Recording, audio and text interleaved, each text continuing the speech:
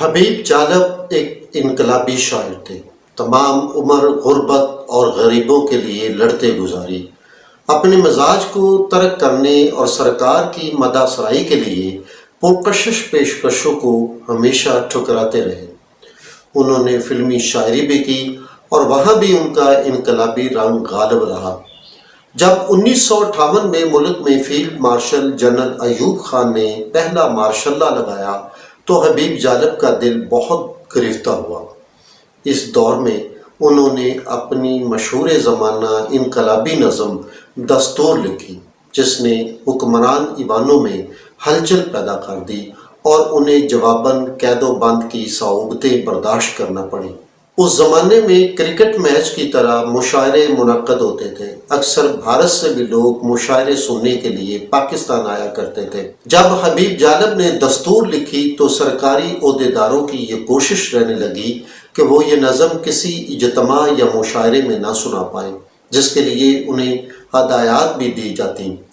آخر وہ ضد میں آ گئے کہ اگر لکھی ہے تو اسے مشاعرے میں سناؤں گا بھی ضرور۔ اتفاق سے ان دنوں مری میں ایک بہت بڑے مشاعرہ کا اہتمام کیا گیا اور اس میں حبیب جالب کو خصوصی طور پر مدعو کیا گیا۔ جب ڈپٹی کمشنر کو پتہ چلا تو انہوں نے حبیب جالب سے یہ نظم نہ پڑھنے کی درخواست کی۔ حبیب جالب نے اس مشاعرہ میں غزل پڑھنے کا پروگرام بنایا۔ مشاعرے میں جسٹس منیر احمد پہلی قطار میں بیٹھے تھے۔ ان دنوں ضمیر جعفری، ظریف جبل پوری اور شوکت تھانوی جس مشاعرے میں جاتے وہ مشاعرہ انہی کا ہو جاتا اور لوگ غزل گو شاعروں کو کم ہی سنتے اور انہی کا طوطی بولتا تھا۔ مری کے مشاعرے کی بھی کچھ اس طرح کی صورتحال تھی۔ جب شوکت تھانوی اپنا کلام پڑھ چکے اور غالب کی نظم کا تمسخر اڑا چکے تو حبیب جالب کو بلایا گیا۔ اکثر ان کے مخالفین کی کوشش ہوتی تھی کہ کسی نہ کسی طرح ان کا نام مشاعرہ سے نکلوا دیں، مگر یہاں انہیں کامیابی حاصل نہیں ہوئی تھی۔ سامعین بڑے شاعروں کی شاعری پر داد دے رہے تھے۔ اس صورتحال میں حبیب جالب نے مائک سنبھالتے ہی غزل سنانے کا ارادہ ترک کرتے ہوئے اپنی مشہور نظم دستور سنانے کا فیصلہ کیا اور حاضرین سے مخاطب ہوئے۔ حضرات، آج میں خلاف معمول نظم عرض کروں گا جس کا عنوان ہے دستور۔ اس اچانک اعلان پر انتظامیہ سٹ پٹا گئے۔ کرم حیدری نے پیچھے سے حبیب جالب کا پائجامہ کھینچنا شروع کر دیا اور سرگوشی میں بولے، بھائی کیا کر رہے ہو، ایسا مت کرنا۔ مگر حبیب جالب کہاں ٹلنے والے تھے۔ جب انہوں نے نظم شروع کی تو مشاعرہ کے سامعین داد دینے کے لیے اچھلنے لگے۔ ان دنوں نیا نیا دستور جاری ہوا تھا۔ ویسے بھی ایوب خان کا عوام پر بڑا دبدبہ اور جلال تھا۔ دیپ جس کا محلات میں ہی جلے، چند لوگوں کی خوشیوں کو لے کر چلے، وہ جو سائے میں ہر مصلحت کے پلے، ایسے دستور کو صبح بے نور کو میں نہیں مانتا، میں نہیں جانتا۔ حبیب جالب مترنم آواز میں شعر ادا کر رہے تھے اور شرکاء داد پہ داد دے رہے تھے، مگر پہلی قطار میں براجمان سرکاری لوگ حیران و پریشان تھے۔ تو یہ نظم میں نے دستور لکھی تھی جو میں نے ایک مشاعرے میں پڑھی مری میں۔ دیپ جس کا محلات ہی میں جلے۔ جب میں نے یہ مصرع پڑھا تو کرم حیدری میرا پاجامہ کھینچنے لگا۔ وہاں پاجامہ ہی پہنتے تھے، اب تو میں پتلون بھی پہن لیا میں یہاں تک، تو میں نے کہا بھی اب پیچھے ہٹ جا۔ دیپ جس کا محلات ہی میں جلے، چند لوگوں کی خوشیوں کو لے کر چلے، وہ جو سائے میں ہر مصلحت کے پلے، ایسے دستور کو صبح بے نور کو میں نہیں مانتا، میں نہیں جانتا۔ جب حبیب جالب نے نظم ختم کی تو لوگ اٹھ کر جانے لگے، وہ بھی ان کے ساتھ ہی مشاعرہ سے نکل گئے۔ وہاں پر موجود ایک بڑے شاعر نے شکایتی انداز میں حبیب جالب سے کہا، جالب اس کا موقع نہیں تھا، جس پر انہوں نے برجستہ جواب دیا، میں موقع پرست نہیں ہوں۔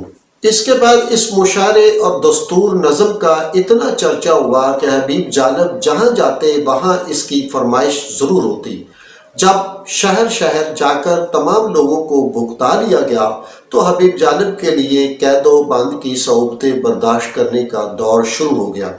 مشاعروں کے منتظمین ان پر پیشگی پابندی عائد کرنے لگے کہ انہیں مشاعرہ میں دستور نامی نظم نہیں پڑھنا ہوگی، لیکن لوگوں کے پرزور اصرار پر حبیب جالب کو عہد شکنی کرنا پڑتی اور وہ لوگوں کے جذبہ پر مشاعرہ پڑھنے کا اپنا معاوضہ قربان کر دیتے۔ اب حبیب جالب جہاں جاتے لوگ ان کے ساتھ ہوتے، مگر جو بڑے تھے وہ اوپر والوں کو وضاحتیں ہی کرتے رہ جاتے کہ صاحب ہم نے بہت روکا مگر لوگوں کے مطالبہ کے سامنے ہماری ایک نہ چلی۔ اس کا نتیجہ یہ نکلا کہ حبیب جالب کا 10 سال تک مری میں داخلہ بند رہا۔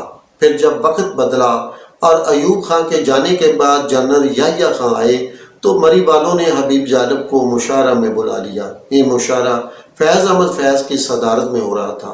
حبیب جالب نے مائک پر آ کر کہا، حضرات آج میں بہت خوش ہوں کہ آج کا مشاعرہ کسی بیوروکریٹ، منسٹر یا اسپیکر کی صدارت میں نہیں ہو رہا بلکہ ایک عظیم المرتبت شاعر فیض احمد فیض صدارت کر رہے ہیں۔ فیض صاحب اکثر مجھے کہتے ہیں اوئے غزل پڑھ، اوئے غزل پڑھ، اس لیے آج میں ان سے ڈرتے ہوئے غزل لکھ کر لایا ہوں۔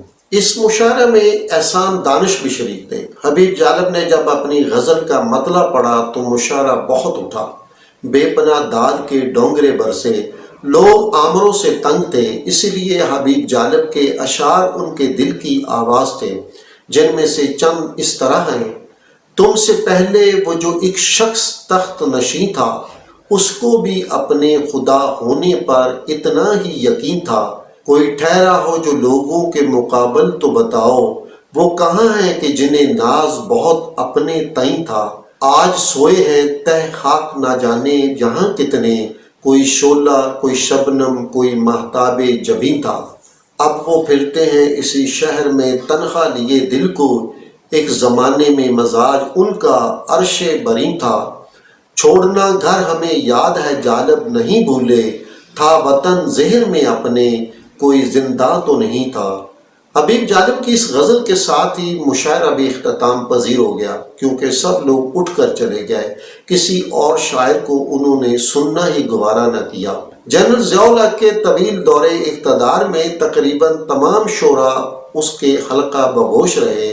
بعد میں آنے والے حکمرانوں کے دور اقتدار میں یہ روایت برقرار رہی۔ حبیب جالب نے ہمیشہ فقیری اختیار کی، شہنشاہوں سے ان کا کوئی سروکار نہیں رہا۔ بھٹو کے زمانے میں جب بلوچستان میں ایک منتخب حکومت گرائی گئی تو بڑے بڑے شعراء اور ادیبوں نے کوئی مذمت نہ کی سوائے حبیب جالب کے۔ یہ لوگ بھٹو کے ہم نوا تھے۔ جب 1970 میں مشرقی پاکستان میں فوج کشی ہوئی اور وہاں قتل عام کا بازار گرم ہوا تو وہاں بھی حبیب جالب کے سوا کوئی اور نہ بولا۔ محبت گولیوں سے بو رہے ہو، وطن کا چہرہ خون سے دھو رہے ہو، گما تم کو کہ رستہ کٹ رہا ہے، یقین مجھ کو کہ منزل کھو رہے ہو۔ ان دنوں انہوں نے کسان حال میں پولیس والوں کو مخاطب کرتے ہوئے کہا، پولیس والوں میرا بیان لکھو، میرا ملک اس وقت ٹوٹ رہا ہے، اب چپ رہنا بددیانتی ہے اور جیل سے باہر رہنا بزدلی۔ دیپ جس کا محلہ کی میں جلے، چند لوگوں کی خوشیوں کو لے کر چلے،